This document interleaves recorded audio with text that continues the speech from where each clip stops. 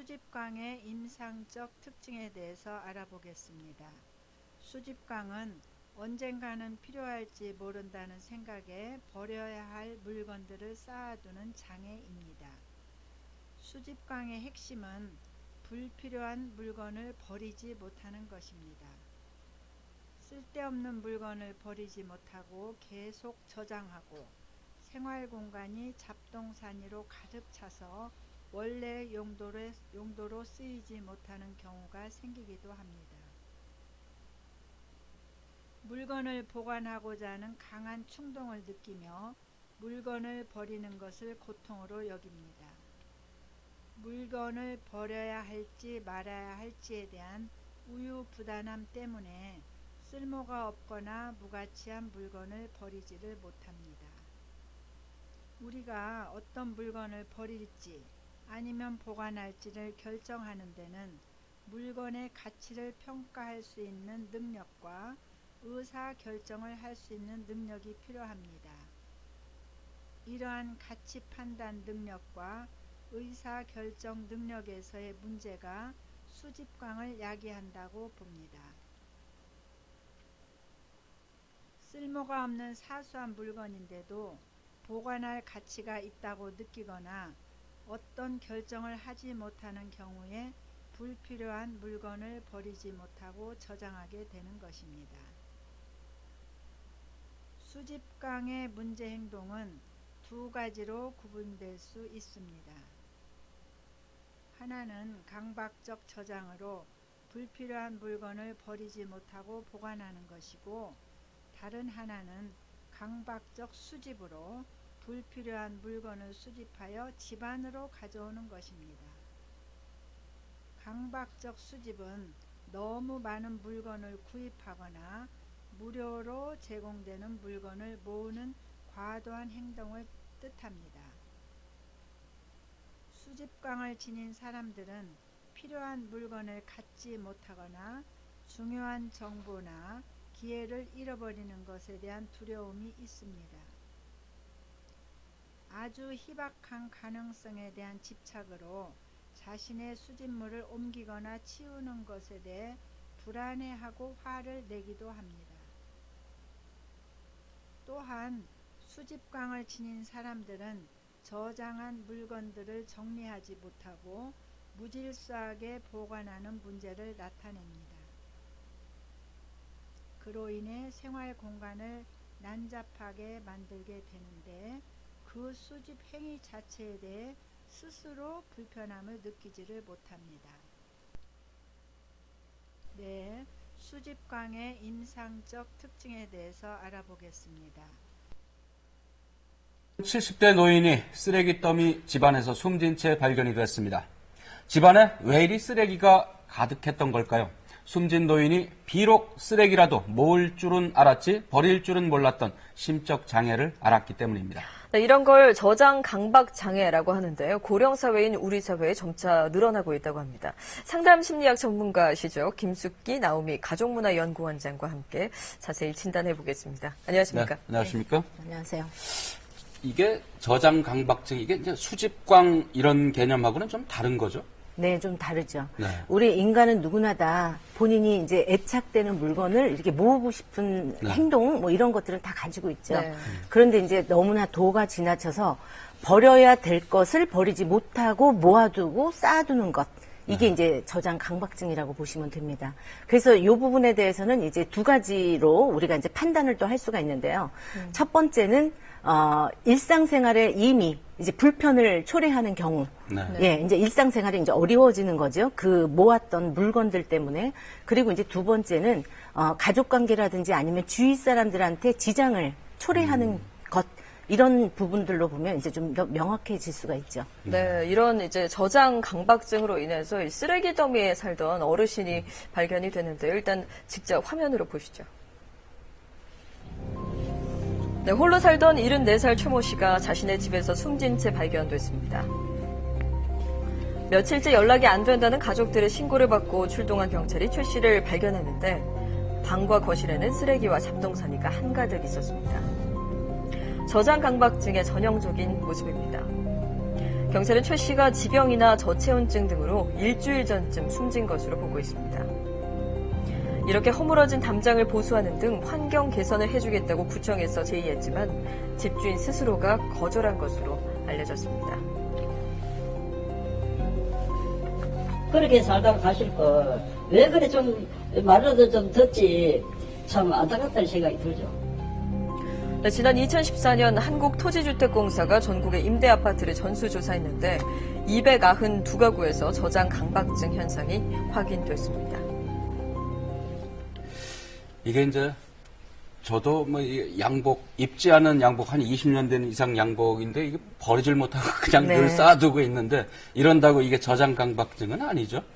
그것도 이제 약간 의심을 그렇습니까? 하시죠. 이게 너무 도가 지나치면. 예. 네. 그러니까 입지 않은 물건이고, 내가 나중에 사용하지 않는 것인데도 불구하고 계속 무엇인가 네. 집착이 가고 이렇게 쌓아둔다라고 하면 사실 초기 네. 단계 이렇게 한번 얼른 좀 다 살펴볼 수 버려야 있죠.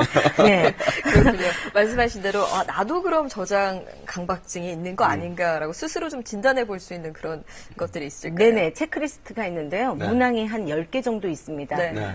보면 물건에 대한 집착이 좀 많은 사람, 그리고 물건에 애정을 특별히 쏟는 사람, 그리고 물건을 모으지 않으면 뭔가 불쾌해지고 기분이 나빠진다. 그리고 이유도 없이 두서 없이 무조건 물건을 사서 모은다. 그리고 쓸모 있는 것과 상관없이 그냥 그렇죠. 모으는 게 더 네. 중요한 거죠. 그리고 판단력이 매우 떨어진다라는 것을 최근에 이제 많이 느끼고 있다. 이러한 부분이 있고요. 또 우울증을 가지고 있는 경우도 한 75%가 이제 우울증, 무기력증 이런 부분들을 가지고 있기 네. 때문에 우울증이 있다. 그리고 쓰레기까지도 모으려고 한다. 이제 예를 들면 뭐 비닐루라든지 네. 비닐 아니면 뭐 페트병이라든지 이런 남들이 다 버려야 된다라고 생각하는 네. 것까지 그냥 이제 모아두는 거죠. 물건을 모으면서 내 정체성을 알게 됐다. 이게 심각한데요. 네, 저거는 그 물건을 통해서 뭔가 자기가 그 의미화를 하는 거예요. 그러니까 마치 나하고 이렇게 동일시하는 어떤 개념. 그래서 이제 남들이 만약에 그거를 갖다 버린다든지 이러면 너무나 화가 나고 견딜 수 없는 마치 나의 자존감을 다 해치는 것 같은 그런 이제 공포와 두려움까지 이제 느끼게 되는 거죠. 그런 물건이 사실 한두 개라면 뭐 그렇게 심각한 건 아니잖아요. 애착이 갖는 물건이 그렇죠. 있을 수 있으니까. 근데 뭐 이제 그런 게 산더미처럼. 여러 개라면 그거는 조금, 이제 네. 예를 들면 애착이 가는 한 부분을 내가 수집을 한다. 이건 뭐 어떤 취미 생활 내지는 이제 수집을 해서 내가 잘 정리정돈 해준다. 네. 이런 거는 아무 문제가 없습니다. 그렇지만 무분별하게 쓰레기조차도 버리지 못한다라고 하는 거에 이제 굉장히 심각성이 있는 거죠. 네, 그 이번에 이제 제가 보여드린 이 체크리스트 10개 가운데 몇 개 정도 해당되면 이게 내가 10개, 강박증인가 10개 의심해봐야 중에 되나요? 7, 8개면 이 부분을 조금 의심해 봐야 되고 이미 저장 강박증에 이렇게 걸려 있다라고 이렇게 볼 수 있는 한두 거죠. 개라면 이렇게 걱정하지는 않아도 되죠. 네. 저는 괜찮은 것 같습니다. 근데 이런 저장 강박 증세를 이렇게 갖고 있는 분들이 점차 이제 늘어나는 추세라고 하는데 실태가 어떻게 됩니까? 사실은 이제 저장 강박증 환자만을 따로 조사한 결과는 있지 않아요. 그렇지만 이제 건강보험공단에서 2010년부터 네. 한 5년 동안 건강보험 진료비를 이렇게 조사를 한 것 중에 강박 장애 를 이렇게 따로 이렇게 체크를 해봤더니 2010년도에 2490명이었는데 네. 해마다 한 3% 이상씩 계속 연평균 그렇게 이제 늘어나고 있다. 이렇게 이제 발표를 했고요. 실질적으로 저도 이제 상담을 하다 보면 많은 어머님들이 우리 딸 아니면 우리 아들이 저장 강박증이 아닌지 의심스럽다. 이제 이런 이야기를 많이 하고요. 그래서 집에 누가 올까봐 겁이 난다. 왜냐면 그 문을 정도면 좀 심각한 굉장히 심각한 수준이네요. 거죠. 그리고 이제 스스로도 이제 우리 남편이 그렇다. 내가 이제 이런 저장 강박증을 가지고 있다라고 고백하시는 경우가 최근에 사실 굉장히 많이 늘어나고 있습니다. 네, 아까 본 체크리스트 중에 이제 우울감과 상관이 있다는 것도 좀 상당히 놀라웠는데 네. 이번에 이제 임대아파트 전수조사한 결과를 말씀드렸잖아요. 그러니까 임대아파트 사시면 아무래도 경제적으로 어려움이 있으신 분들이고, 근데 이 저장 강박증과 어떤 연관관계가 있는지 궁금하거든요. 경제적인 부분하고도 많이 이제 연관이 된다고 생각할 수 있는데요. 왜냐하면 경제적으로 힘들었던 사람들은 과거에 이제 결핍을 기억을 하거든요. 그렇기 때문에 못 먹고 못 입고 쓰지 못했던 그런 아. 어떤 상처들을 가지고 있기 네. 때문에 사실은 판단할 수 있는 능력 자체가 굉장히 저하되어 있어요. 그렇기 때문에 무조건적으로 어떤 물건이 있으면 그냥 주워다가 모아지는 거죠. 그러니까 나의 허전한 부분을 채워줄 수 있는 무언가로 생각을 하기가 쉬운 거군요. 그러니까 버리지를 못한다라는 거죠. 네. 왜냐하면 언젠가는 이거는 쓸모 있을 거야 이러면서 쓰레기도 사실은 뒤져보면서 이거는 꼭 네. 필요할 수 있다. 네, 네. 왜냐하면 돈 주고도 이 부분은 이제 살 수 없었던 이제 과거의 경험들이 있고 옛날 생각을 하기 때문에 사실은 경제력이 없거나 조금 취약한 사람일수록 훨씬 더 이 부분에 대한 어려움을 겪을 수 상관성이 있습니다. 있군요. 네. 네. 그런데 이제 이게 이제 치매하고는 조금 다른 부분일 텐데 이런 저장 강박 증세를 앓고 있는 분들이 대부분 이제 노인층에서 많이 일어난다고 하는데 그건 왜 그렇습니까? 판단 능력이 이제 저하가 될 수 있고요. 우리가 어떤 행동이라든지 이런 부분들, 내가 이 부분이 필요한 부분인가, 필요하지 않은가, 그리고 어디에 어떻게 쓸모가 있는가, 이 부분에 대해서 이제 그러한 부분들에 대해서 좀 취약하다라고 이제 볼 수 있고요. 조사한 것도 이렇게 몇몇 이렇게 발표된 거를 제가 봤더니 노원구청에서도 관계자가 2013년도부터 저장 강박 장애를 갖고 있는 가정들을 이렇게 쭉 조사를 했는데 80%가 노인들이었다 이제 또 이렇게 이야기를 하시거든요. 아무래도 이제 가치 판단에 대한 그런 부분들이 네. 능력이 좀 저하가 되고 그리고 못 먹고 못 살았던 어떤 기억들을 또 가지고 있고 이것이 이제 같이 합해지기 때문에 아마 노인 세대들이 훨씬 더 많지 않을까 이렇게 생각합니다. 네, 만약에 내 주변에 이런 사람들이 있다면 아니면 아까 체크리스트를 해봤는데 7, 8개다 내가. 그러면 어디에서 도움을 받아야 되나요? 저는 우선은 그 부분에 대한 게 이제 가족력도 이제 사실은 이제 굉장히 중요하거든요.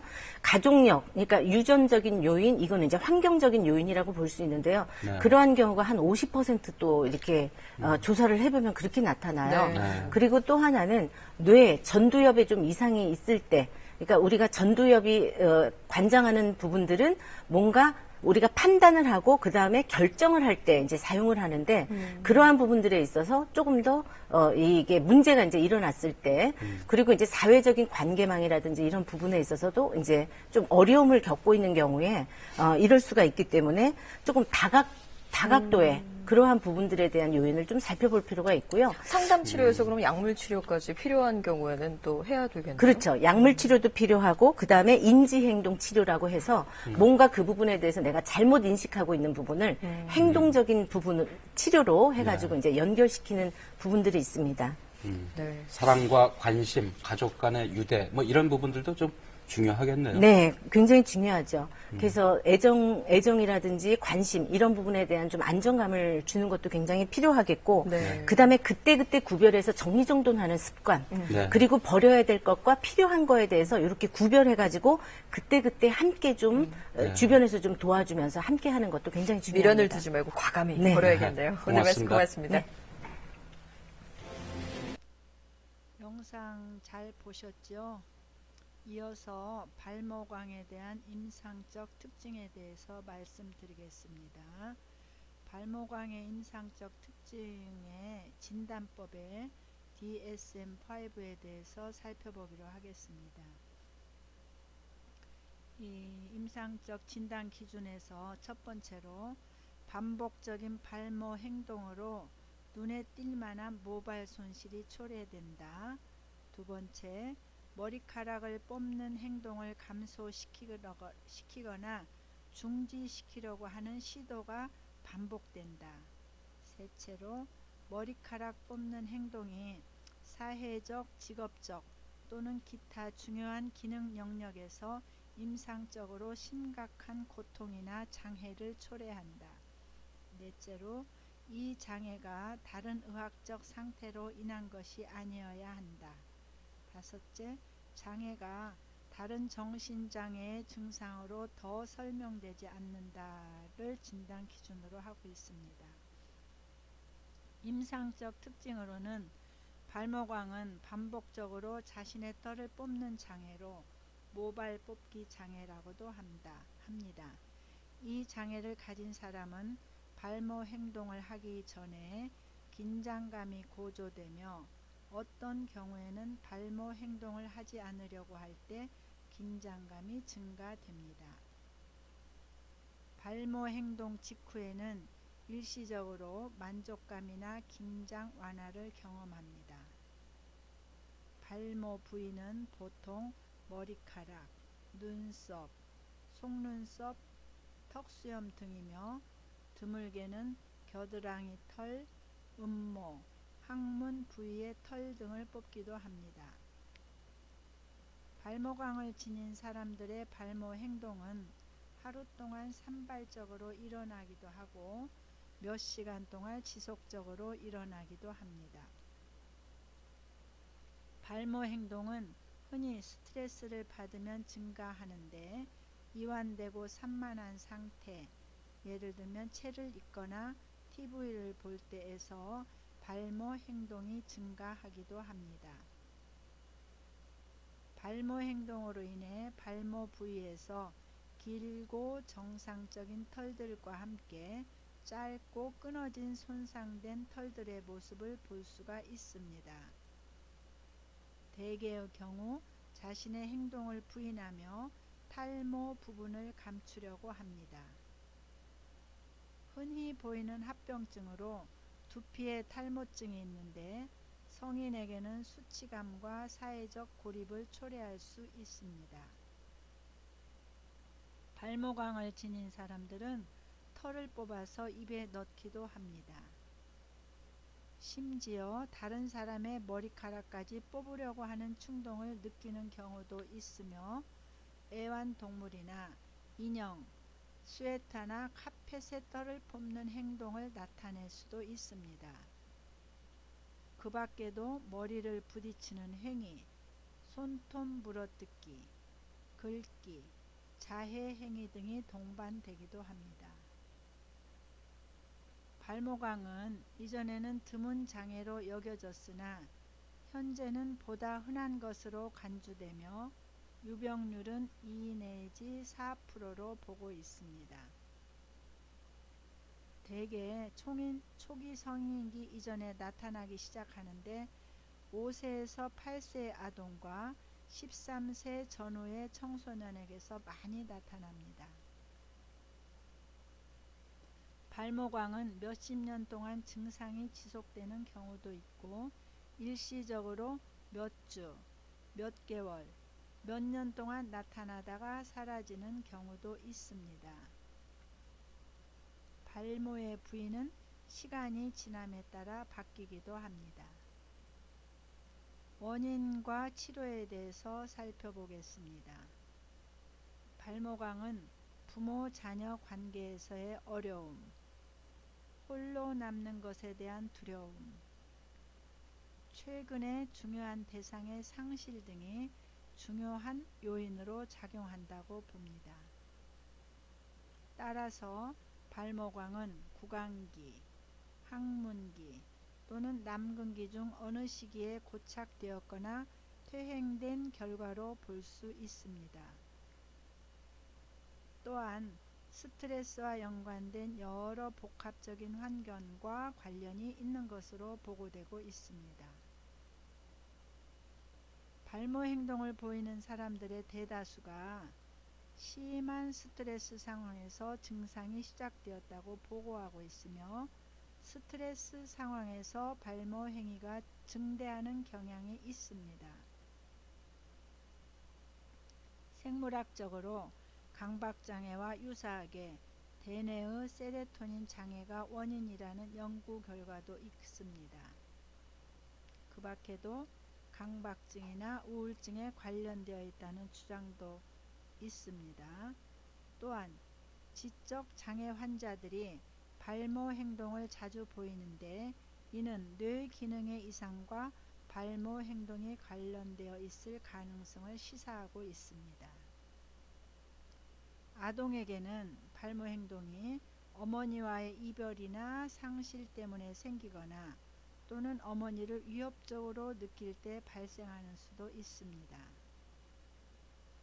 그래서 환자가 현재 겪고 있는 현실적인 문제뿐 아니라 환자의 전체적인 심리 상태에 대한 심층적인 접근을 통해 환자가 자신의 문제점에 대해서 스스로 인지하게 하는 심리치료가 성공적일 때가 있습니다. 또한 가족치료나 행동치료적 방법이 효과적일 때도 있습니다. 약물치료로는 항불안제, 항우울제, 항정신병 약물 등이 효과가 있다고 합니다.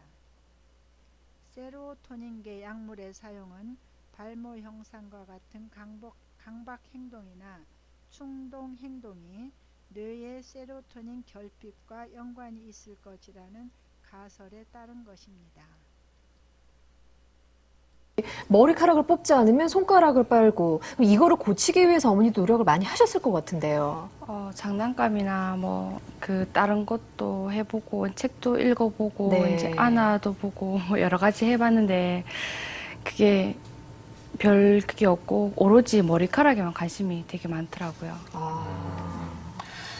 네, 선생님, 어머님이 정말 마음고생이 심하셨을 것 같은데, 네. 아이들이 일반적으로 이렇게 손가락을 빤다거나 머리카락을 쥐어뜯는, 왜 이런 행동을 하는 걸까요? 그러니까 이제 일반적으로 볼 때는 우리가 이게 자기 자극 행동이다 이렇게 보거든요. 네. 근데 자기 자극을 언제 하냐면은 긴장감이 많을 때 하는데 어린아이들일수록 어떤 상황에서 긴장이 많이 되겠습니까? 엄마하고 분리되는 상황이거든요. 그래서 보통 이런 행동들이 잠들기 전에 아니면 막 깼을 때 이런 엄마 한참 찾을 때 아이들이 생기게 됩니다. 그래서 어떤 아이들은 엄마 배꼽 막 후비고 귀 만지고 뭐 이렇게 하는 기타 등등의 행동으로 이게 아이들이 이제 잠들 때는 이렇게 눈 감으면 아무것도 안 보이니까 조금이라도 지푸라기 잡는 심정으로 이렇게 하는 행동들이 있을 수가 있어요. 그다음에 두 번째로는 아이 자체가 내적 긴장도가 좀 높은 아이들이 있습니다. 이런 아이들도 마찬가지 긴장을 풀기 위해서 하는데 그래서 이런 행동들이 또 조금 문제 행동을 가게 되면 이제 자위 행동까지도 아이들이 가게 되기도 하죠. 그럼 네. 주연이의 경우도 이런 경우인가요? 근데 이제 주연이는 그렇게만 일반적인 아이들의 행동으로 이해하기에는 증상이 좀 심하죠. 네. 그래서 특히 이제 이것이 머리카락 뽑는 것으로 집중될 때 우리가 이런 증상을 발모벽이다 이렇게 이야기합니다. 예전에 이걸 발모광 이렇게도 이야기했는데 어휘가 좀 광 그러니까 이상해서 네. 벽이라고 이제 발모벽인데 이거는 아이들이 자신도 모르게 이 머리카락을 뽑는 그런 행동들을 자꾸 반복하는 겁니다. 그래서 이 충동을 억제하지 못하는 거예요. 그래서 결국에는 이 머리 손실까지 오게 하는 건데 이것은 그래서 충동 조절 장애에 들어가는 어떤 그런 증상이다 이렇게 좀 볼 수가 있습니다. 그런데 이제 이거는 머리카락 뽑기 전에는 긴장감이 막 상승돼 있다가 머리카락을 딱 뽑는 순간 만족감, 즐거움, 안도감 이런 것들을 아이들이 좀 느끼게 되죠. 그렇기 때문에 다른 대치되는 즐거운 자극이 없는 한은 이 행동을 계속 반복하게 될 가능성이 많습니다. 네. 발모벽이 생기는 원인이 있나요? 있죠. 그래서 이거는 크게는 이제 두 가지로 어떤 걸로 보고 있냐면은 심리적인 원인과 생물학적 원인이 아주 복잡하게 얽혀 있다 이렇게 보고 있습니다. 그래서 이걸 처치하기가 참 어려운데요. 그러니까 심리적인 원인으로 보면은 이게 엄마하고 관계에 어려움이 있거나 아니면 엄마하고 분리되는 거에 어려움이 있거나 혼자 남겨지는 것에 대한 두려움이 있거나 아니면 갑자기 엄마 아빠 중에 누가 휙 없어진 대상 상실에 대한 어떤 그런 두려움이 있거나 우울하거나 불안하거나 이제 이래도 아이들이 이런 행동들을 보인다고 심리적인 원인으로 보고 있고요. 생물학적 원인으로는 이것이 이제 약간 강박 장애와 관련된 장애군에 같이 속해 있습니다. 그렇기 때문에 이것이 이제 이 뇌에서 세로토닌 체계에 문제가 있을 경우에도 이런 행동이 생기게 된다 이렇게 알려져 있죠. 그래서 이 증상은 보통은 유아기서부터 청소년기까지 이렇게 시작이 되고 있고요. 성인이 돼서는 좀 줄어든다라고 하는 그런 결과들도 있고 그리고 특히 남자아이보다는 여자아이에게서 더 많이 나타난다 이렇게 보고되고 있습니다. 그러면 네. 주연이를 위해서는 우리가 어떤 점을 좀 더 네. 주의 깊게 봐야 돼요? 그래서 뭐 이 시간에는 일단은 우리가 심리적인 문제부터 먼저 고려를 해봐야 되겠죠. 네. 근데 심리적인 것에서는 아무래도 부모 자녀 관계 문제를 먼저 한번 좀 점검을 해보면 도대체 이 행동이 왜 이렇게 자꾸 유지되고 있는지에 대한 실마리를 좀 찾으실 수 있을 겁니다. 네. 네. 영상 잘 보셨죠? 다음으로는 피부 벗기기 장애, 찰과증에 대해서 살펴보기로 하겠습니다. 피부 벗기기 장애의 DSM-5의 진단 기준으로는 첫 번째, 반복적으로 피부를 벗겨 피부에 병변이 생긴다. 두 번째, 피부를 벗기는 행동을 줄이거나 그만두기 위한 시도를 반복적으로 한다. 세 번째, 피부를 벗기는 행동은 사회적, 직업적 또는 기타 중요한 기능 영역에서 임상적으로 심각한 고통이나 장애를 초래한다. 네 번째, 피부 벗기기는 약물의 생리적 효과나 다른 의학적 상태로 인한 것이 아니어야 한다. 다섯 번째, 피부 벗기기는 다른 정신장애의 증상으로 더 잘 설명되지 않는다. 이상이 피부 벗기기 장애의 진단 기준이고요. 피부 벗기기 장애는 DSM-5에서 새롭게 강박 및 관련 장애의 하위 유형으로 포함된 것으로 찰과증이라고 합니다. 피부 벗기기 장애는 반복적으로 피부를 긁거나 벗겨서 피부를 손상시키는 행동을 하는 것입니다. 심한 경우에는 피부 조직이 손상되어 병변이 생길 수도 있습니다. 이 장애를 지닌 사람들은 피부 손상을 감추려고 노력하고 피부를 벗기는 행동을 줄이거나 그만두려는 시도를 반복적으로 하나 실패하고 결국 피부를 다시 긁거나 벗기게 됩니다. 이처럼 피부를 긁거나 벗기고 이와 관련된 생각을 하고 멈추려는 시도를 하는 것이 하루에 짧게 여러 번 나타나고 때로는 몇 시간 동안 지속되기도 합니다. 이러한 증상으로 사회적, 직업적 및 다른 중요한 기능에서 심각한 고통을 받거나 문제가 생길 때 피부 벗기기 장애로 진단될 수 있습니다. 이 장애를 지닌 대다수의 사람은 사회적 행사에 참석하거나 사람들이 많은 장소에 가는 것을 피합니다.